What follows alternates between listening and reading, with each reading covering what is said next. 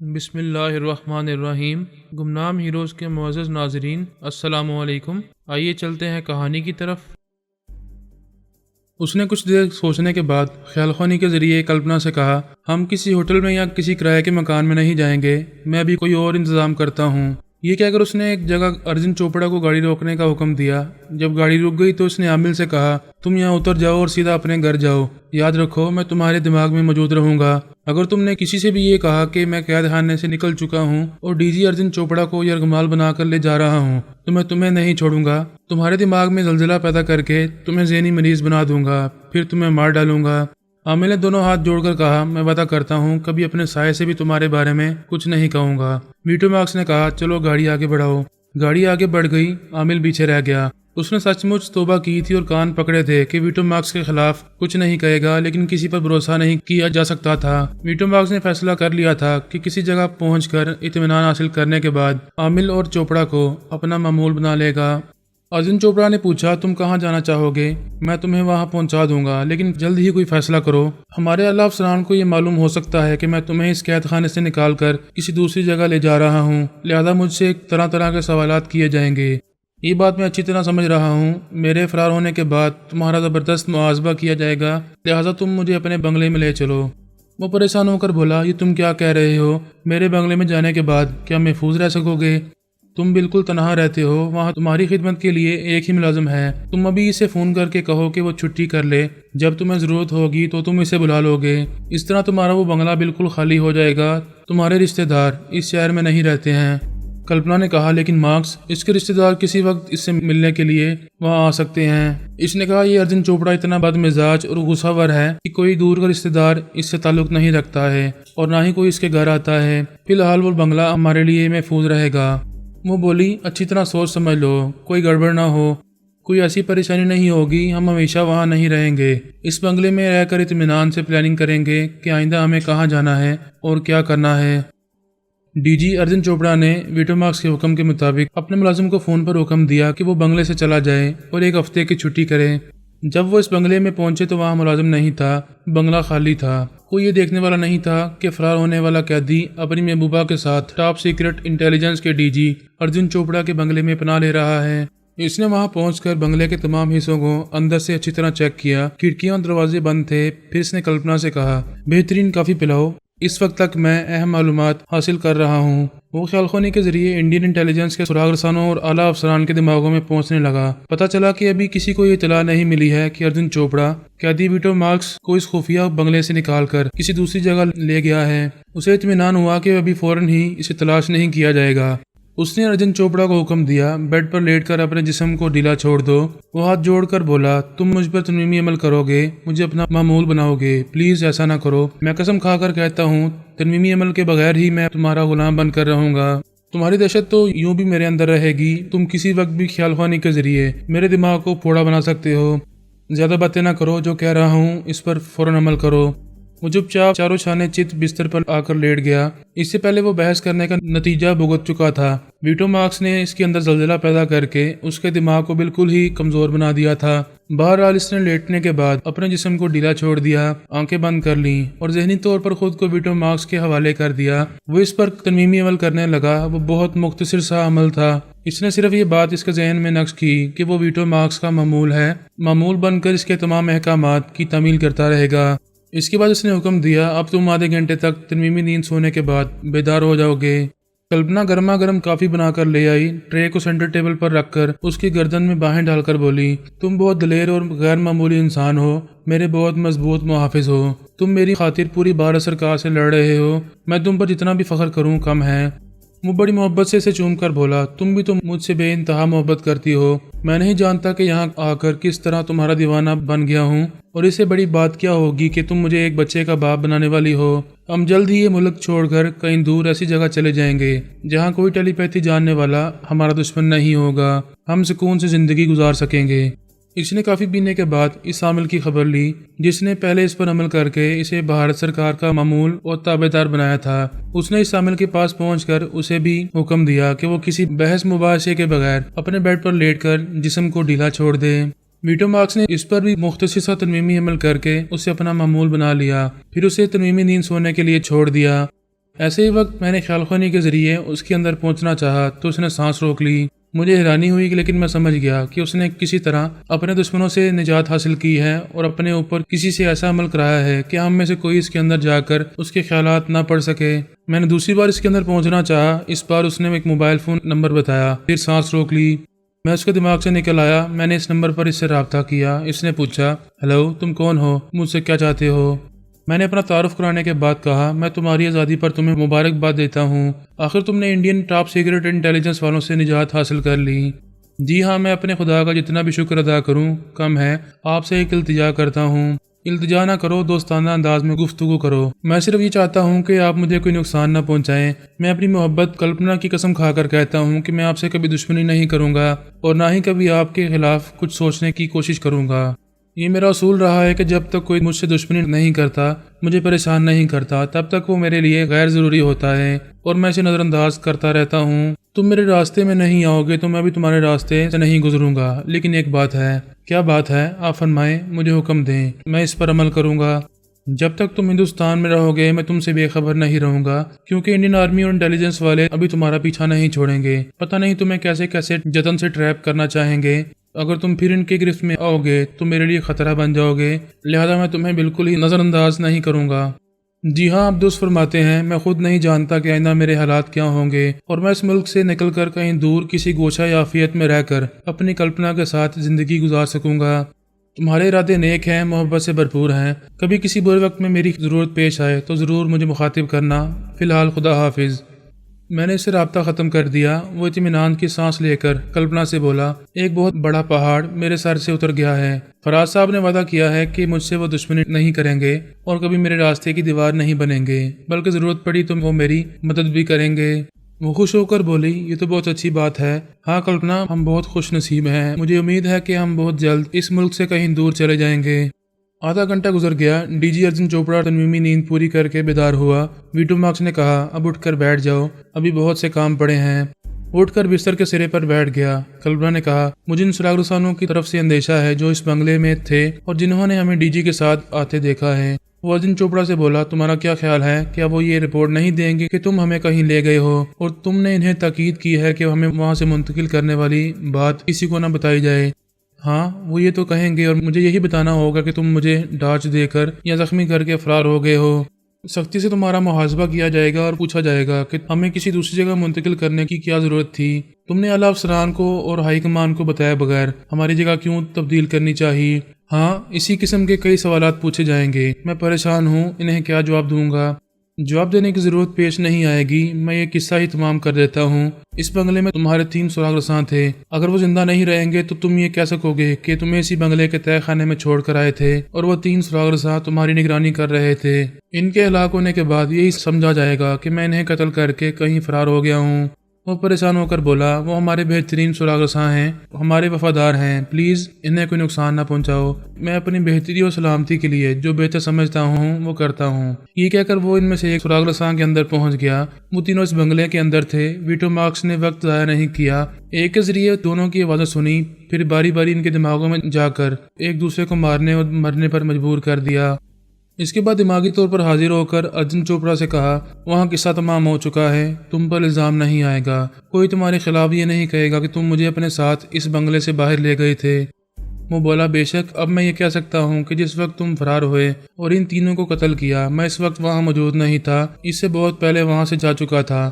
تو پھر جو بول رہے ہو وہ کرو، وقت ضائع نہ کرو۔ اس نے ہاتھ بڑھا کر کہا، میرا موبائل فون تمہارے پاس ہے، مجھے دو۔ اب یہ میرے پاس رہے گا کیونکہ میں اس فون کے ذریعے فرحاد سے رابطہ کر چکا ہوں۔ تمہارے دوسرے افسران سے بھی میں اسی فون سے رابطہ کروں گا۔ تم یہ بیان دو گے کہ اپنا موبائل فون اس بنگلے میں چھوڑ آئے تھے اور اسے میں لے گیا ہوں۔ اس نے دوسرے فون کے ذریعے انٹیلیجنس کے ایک چیف سے رابطہ کیا، پھر کہا، بڑی دیر سے اس خفیہ بنگلے میں فون کر رہا ہوں لیکن کوئی ریسیو نہیں کر رہا۔ آپ معلوم کریں بات کیا ہے، وہاں کوئی حاضر کیوں نہیں ہے؟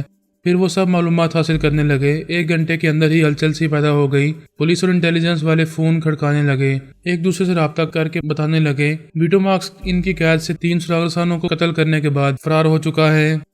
بھارتی کابرین اور آرمی کے اعلیٰ افسران غصے سے تل ملانے لگے۔ ٹیلی پیتھی کو ایٹم بم سے زیادہ خطرناک ہتھیار سمجھا جاتا ہے اور وہ ہتھیار ان کے ہاتھ سے نکل گیا تھا۔ فوراً ہی تمام مکابرین کا اجلاس طلب کیا گیا۔ اس اجلاس میں یہ تشویش ظاہر کی گئی کہ ویٹو مارکس ان سے نجات حاصل کرنے کے بعد سیدھا امریکی اکابرین سے رابطہ کر کے بتائے گا کہ کس طرح انڈین آرمی اور ٹاپ سیکرٹ سروس والوں نے اسے قیدی بنا کر رکھا تھا اور اسے ترمیمی عمل کے ذریعے معمول بنا کر انڈین ٹیلی پیتھی جاننے والا ظاہر کر رہے تھے۔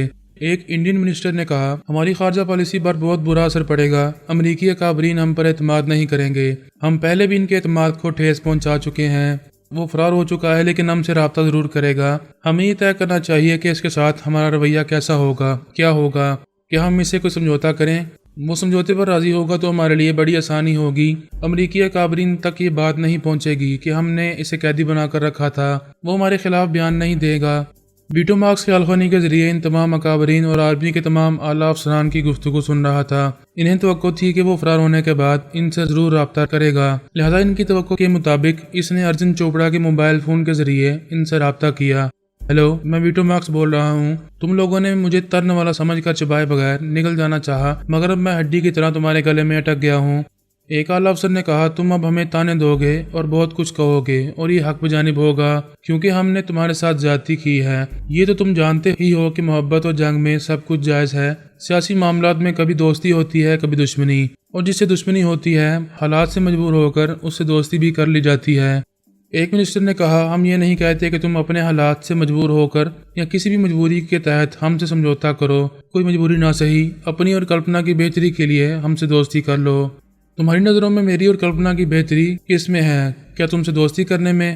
بے شک ہم کلپنا کی راجپوت برادری کو سمجھائیں گے کہ وہ اس کی شادی تم سے کرنے میں کوئی اعتراض نہ کریں، تم یہاں داماد کی حیثیت سے رہو گے، تمہیں یہاں کی شہریت حاصل ہوگی، پولیس اور انٹیلیجنس والے کبھی تمہارے خلاف کوئی کارروائی نہیں کریں گے۔ ایک اور منسٹر نے کہا، ذرا غور کرو اور اپنے حالات کو سمجھو، تمہیں کسی سے چھپ کر یہاں چوروں کی طرح نہیں رہنا ہوگا، ہمیشہ اندیشے میں مبتلا نہیں رہو گے کہ کوئی تمہیں گرفتار کرنے اور قتل کرنے آئے گا۔ ویٹو مارکس نے پوچھا، اور اگر گرفتار کرنے آئے گا تو میں اس کا کیا بگاڑ لوں گا؟ تمہاری ٹاپ سیکرٹ سروس والوں نے مجھے اچانک چاروں طرف سے گھیر کر گرفتار کیا تھا، میں اپنا بچاؤ نہ کر سکا، کہیں فرار نہ ہو سکا۔ کیا تم یہ سمجھتے ہو کہ میں بار بار ایسی ہی حماقتیں کروں گا؟ آئندہ ہم تمہیں قیدی اور معمول نہیں بنائیں گے، تم کسی طرح کی بھی ضمانت ہم سے لے سکتے ہو، تم بتاؤ کہ ہم تمہیں اپنی سچائی کا کیسے یقین دلائیں؟ جو سچے ہوتے ہیں انہیں اپنی سچائی ثابت کرنے کی ضرورت پیش نہیں آتی، میں تم لوگوں کو اچھی طرح سمجھ گیا ہوں، جب موقع ملے گا اور میں تمہاری نظروں میں آؤں گا تم مجھے کبھی آزاد نہیں رہنے دو گے، پھر گرفتار کر کے اپنا الو سیدھا کرتے رہو گے۔ اس نے رابطہ ختم کر دیا۔ تھوڑی دیر بعد موبائل فون بزر سنائی دیا، اس نے ایک بٹن دبا کر اسے کان سے لگایا تو دوسری طرف سے آرمی کے ایک اعلیٰ افسر نے کہا، mister Arjun Chopra, Vito Marks نے ابھی ہم سے رابطہ کیا تھا، ہمارے CLI میں تمہارا موبائل فون نمبر پڑھا جا رہا تھا، تمہارا فون اس کے پاس کیسے پہنچ گیا؟ ویٹو مارکس نے کہا، اب یہ فون میرے پاس ہے، میں اس تہہ خانے سے فرار ہو رہا تھا تو یہ موبائل فون دکھائی دیا، میں اسے لے کر چلا آیا ہوں، اگر یہ تمہارے DG ارجن چوپڑا کا ہے تو سمجھو اب یہ میرے پاس رہے گا۔ اس نے پھر رابطہ ختم کر دیا۔ تھوڑی دیر بعد دوسرے فون کی گھنٹی بجنے لگی۔ DG ارجن چوپڑا نے ریسیور اٹھا کر کان سے لگایا، ہیلو، میں ارجن چوپڑا بول رہا ہوں۔ دوسری طرف سے آرمی کے ایک اعلیٰ افسر نے کہا، مسٹر چوپڑا، وہ ٹیلی پیتھی جاننے والا ویٹو مارکس تمہاری نگرانی میں تھا، تم نے اسے کسی تہہ خانے میں رکھا ہوا تھا، پھر وہ فرار کیسے ہو گیا؟ میں کیا کہہ سکتا ہوں، اب سے 2 گھنٹے پہلے میں وہاں تھا، وہ تہہ خانے میں سو رہا تھا، کبھی سوچا بھی نہیں جا سکتا تھا، اس نے اندر ہی اندر کیسے پلاننگ کی ہے، ہمیں دھوکہ دے رہا ہے، اور یہ کہ میرے جاتے ہی وہاں سے فرار ہونے کا راستہ ہموار کر لے گا۔ کیا تمہیں اندازہ ہے کہ اس کے فرار ہونے سے کتنا بڑا نقصان پہنچنے والا ہے؟ میں جانتا ہوں وہ پھر اپنے امریکی اکابرین سے رابطہ کرے گا اور ان سے شکایت کرے گا کہ ہم نے اس کے ساتھ کیسی کیسی زیادتیاں کی ہیں، ہم نے ایک ٹیلی پیتھی جاننے والے کو ان سے چھین لیا تھا، وہ یہ دھوکہ برداشت نہیں کریں گے، ہمارے خلاف انتقامی کارروائی کریں گے۔ کیا اس نے تم سے رابطہ کیا ہے؟ نہیں، اس نے مجھ سے نہ تو فون کے ذریعے رابطہ کیا ہے اور نہ ہی میرے دماغ میں آیا ہے، اگر آئے گا تو میں سانس روک کر اسے بھگا دوں گا۔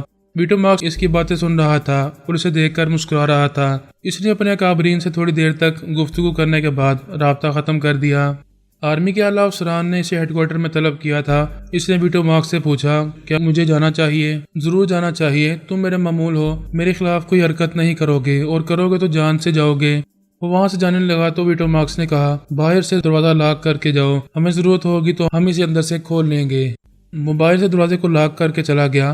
کلپنا بہت پریشان تھی۔ اس نے کہا مجھے اطمینان نہیں ہو رہا، ڈر لگ رہا ہے یہ کم وقت ہیڈ کوارٹر جا کر ہمارے خلاف کچھ کہہ نہ دے۔ تم نہیں جانتی کہ ترمیمی عمل کے بعد جو معمول بن جاتے ہیں وہ پھر اپنے عامل کے خلاف کسی سے کچھ نہیں بولتے۔ ان کے دماغ میں ہمارے خلاف کبھی کوئی سازش نہیں ابھرتی، تم مطمئن رہو۔ وہ اس کے ساتھ ایک صوفے پر بیٹھتے ہوئے بولا اب میں اپنے اکابرین سے رابطہ کر رہا ہوں، ان سے کچھ ضروری باتیں کروں گا، تم تنہائی محسوس کرو گی۔ کوئی بات نہیں، تم خیال خوانی کرتے رہو گے، میں تمہاری صورت دیکھتی رہوں گی۔ صورت ضرور دیکھو لیکن کچھ کھانے پینے کی بھی کوشش کرو، اب تمہیں ہی یہاں رہ کر کچھ پکانا ہوگا، ہم اس بنگلے سے باہر نہیں جائیں گے۔ وہ کچن کی طرف چلی گئی۔ یہ خیال خوانی کے ذریعے امریکن آرمی کے ایک اعلیٰ افسر کے اندر پہنچ گیا۔ وہ سوچ کی لہروں کو محسوس نہیں کر سکتا تھا۔ اس نے خود ہی سے مخاطب کیا، ہیلو میں ویٹو مارکس بول رہا ہوں۔ اس نے چونک کر پوچھا، کون ویٹو مارکس؟ کیا ہمارا ٹیلی پیتھی جاننے والا؟ ہاں میں وہی ہوں جو انڈیا میں جا کر گم ہو گیا تھا۔ تم دوسرے تمام اکابرین کو انفارم کرو کہ میں واپس آ گیا ہوں، ایک اجلاس طلب کرو، میں تھوڑی دیر بعد تم سے رابطہ کروں گا۔ وہ اس کے دماغ سے واپس آ کر پھر ڈی جی ارجن چوپڑا کے اندر پہنچ گیا۔ یہ اطمینان کرنا چاہتا تھا کہ واقعی وہ اس کا معمول بن چکا ہے اور اسے دھوکہ نہیں دے رہا۔ وہ ہیڈ کوارٹر پہنچنے کے بعد آرمی افسران سے گفتگو کر رہا تھا۔ ویٹو مارکس تقریباً آدھے گھنٹے تک اس کے اندر رہا، یہ اطمینان حاصل کرتا رہا کہ وہ واقعی اس کا معمول بن چکا ہے۔ وہ پھر اس امریکی افسر کے دماغ میں پہنچ گیا۔ وہ ایک کانفرنس ہال میں دوسرے اکابرین کے ساتھ بیٹھا ہوا تھا۔ ویٹو مارکس نے اس کی زبان سے کہا، اب میں آپ کا ٹیلی پیتھی جاننے والا ویٹو مارکس اس اعلیٰ افسر کی زبان سے بول رہا ہوں۔ سب نے چونک کر اس اعلیٰ افسر کو دیکھا، پھر اپنی اپنی نشستوں پر سنبھل کر بیٹھ گئے۔ ایک اعلیٰ حاکم نے پوچھا، کیسے یقین کریں کہ تم ویٹو مارکس ہو؟ اگر ہو تو بتاؤ تم اب تک کہاں تھے؟ تم نے ہم سے رابطہ کیوں نہیں کیا؟ میں بہت مجبور ہو گیا تھا، دشمنوں نے مجھے بڑی چالاکی سے گھیر کر اپنا قیدی بنایا، پھر مجھ پر ترمیمی عمل کرنے کے بعد مجھے اپنا معمول بنا لیا۔ وہ دشمن کون ہیں جنہوں نے تم پر ترمیمی عمل کر کے تمہیں ہم سے دور کر دیا تھا؟ وہ بتانے لگا کہ کس طرح انڈین ٹاپ سیکرٹ سروس کے ڈی جی نے اسے ٹریپ کیا تھا، اپنا غلام بنایا تھا اور کس طرح اسے کام لیتا رہا تھا، پھر اس نے کس طرح موقع پا کر ان سے نجات حاصل کی تھی۔ ایک اعلیٰ افسر نے پوچھا، اب تم رہائی پانے کے بعد کہاں ہو، کس حال میں ہو؟ کیا تمہیں اطمینان ہے کہ اب وہ تمہیں ٹریپ نہیں کریں گے؟ فی الحال تو میں ایک محفوظ پناہ گاہ میں ہوں، لیکن یہاں سے بھی نکل جانا چاہتا ہوں۔ بھارتی حکمرانوں نے ہم سے بہت بڑا فراڈ کیا ہے، ہم انہیں ایسا سبق سکھائیں گے کہ وہ قیامت تک یاد رکھیں گے۔ فی الحال ہم تمہاری تحفظ کا انتظام کرنا چاہتے ہیں، بولو تم کہاں ہو؟ آپ میری فکر نہ کریں، میں اپنی حفاظت خود کرنا جانتا ہوں۔ ایسی نادانی کی باتیں نہ کرو، تم وہاں دشمنوں کے ملک میں ہو، قدم قدم پر ان کے انٹیلیجنس اور پولیس والے ہیں، پھر یہ کہ تم ان کی زبان اور تہذیب جانتے ہو، لیکن تمہارا لہجہ امریکی ہے، تم بآسانی پکڑے جاؤ گے۔ یہ میں اچھی طرح جانتا ہوں کہ میرے راستے میں کیسی کیسی دشواریاں پیش آئیں گی، لیکن میں اس ملک سے نکلنے کے لیے آپ کی امداد قبول نہیں کروں گا۔ یہ کیسی باتیں کر رہے ہو؟ کیا تم امریکی نہیں ہو؟ تمہیں اپنے ملک و قوم سے محبت نہیں ہے؟ مجھے اپنے وطن سے اور اپنی قوم سے محبت ہے، اسی لیے میں نے آپ سے رابطہ کیا ہے اور میں اپنی آخری سانسوں تک ٹیلی پیتھی کے ذریعے اپنے وطن کے لیے کام کرتا رہوں گا۔ جب تمہیں ہم سے اتنی محبت ہے تو ہم پر بھروسہ کیوں نہیں کرتے؟ مجھے افسوس ہے جب میں اس ملک سے نکل کر آپ کی مدد سے کسی دوسرے ملک میں پہنچوں گا تو وہاں آپ لوگ مجھے حراست میں لے لیں گے، پھر وہی کریں گے جو بھارتی سرکار نے میرے ساتھ کیا ہے۔ ہم ٹیلی پیتھی جاننے والوں کے ساتھ یہی مصیبت ہے کہ ہم کسی کے نہیں ہوتے اور نہ ہی کوئی ہمارا سوچا دوست ہو سکتا ہے۔ تھوڑی دیر کے لیے سبھی کو چپ لگ گئی۔ ویٹو مارکس نے کہا، آپ لوگوں کو میری باتیں بری لگ رہی ہوں گی، لیکن میں برا ہونے کے باوجود محب وطن ہوں۔ آپ لوگوں کو صرف یہ خبر دینے آیا ہوں کہ بھارتی سرکار پر کبھی بھروسہ نہ کیا جائے اور نہ ہی ٹیلی پیتھی جاننے والوں کے ذریعے ان کی مدد کی جائے۔ میں بھی جا رہا ہوں، آپ حضرات آئندہ مجھے جو بھی ذمہ داری دیں گے میں اسے نبھانے کی کوشش کروں گا۔ وہ وہاں سے چلا گیا۔ اس اجلاس میں دوسرے امریکی ٹیلی پیتھی جاننے والے موجود تھے۔ ان کے اکابرین نے کہا، اب ہمیں بھارتی حکمرانوں کا محاسبہ کرنا ہوگا اور ان کے خلاف سخت کارروائی کرنا ہوگی۔ ایک ٹیلی پیتھی جاننے والے نے کہا، میں نے آپ لوگوں کو اطلاع دی تھی کہ بھارتی مزید ایٹم بم بنانا چاہتے ہیں اور اس کے لیے وہ روس سے یورینیم حاصل کر رہے ہیں۔ یہ یورینیم آج رات کی فلائٹ سے بھارت پہنچائی جا رہی ہے۔ ایک اعلیٰ افسر نے کہا، اسے وہاں پہنچنے نہ دو، پہنچانے والوں سے چھین لو یا اسے تباہ کر دو۔ دوسرے ٹیلی پیتھی جاننے والے نے کہا، میں نے آپ کو اطلاع دی تھی کہ بھارت کا ایک سائنسدان ایک اہم مشن پر اسرائیل جا رہا ہے، وہ دہلی میں ہے اور اس شام کی ایک فلائٹ سے جانے والا ہے۔ ایک اور اعلیٰ افسر نے حکم دیا، اس سائنسدان کو اغوا کرو اور اسے کسی خفیہ جگہ لے جا کر اپنا قیدی بنا لو۔ اسی شام بھارتی انٹیلیجنس والوں نے اپنے اکابرین اور آرمی افسران کو اطلاع دی، ہمارا مشہور و معروف سائنسدان کہیں گم ہو گیا ہے۔ اس کی گمشدگی نے تمام حکمرانوں کو پریشان کر دیا۔ پولیس، انٹیلیجنس اور آرمی اپنے اپنے ذرائع کے مطابق اسے تلاش کرنے لگی، لیکن اس کا کوئی سراغ نہیں مل رہا تھا۔ امریکی آرمی کے ایک اعلیٰ افسر نے بھارتی کابرین سے رابطہ کیا، پھر کہا تم لوگ خواہ مخواہ اس سائنسدان کو تلاش کر رہے ہو، وہ تمہیں نہیں ملے گا۔ انہوں نے پوچھا کیوں نہیں ملے گا، تم اس کے متعلق کیا جانتے ہو؟ میں اتنا جانتا ہوں کہ جس طرح ہمارا ٹیلی پیتھی جاننے والا ویٹو مارکس تمہاری سرزمین سے اچانک غائب ہو گیا تھا، اسی طرح تمہارا وہ سائنسدان بھی غائب ہو چکا ہے۔ اس کے بعد بھی تمہیں بڑے بڑے نقصانات اٹھانے پڑیں گے، انتظار کرو۔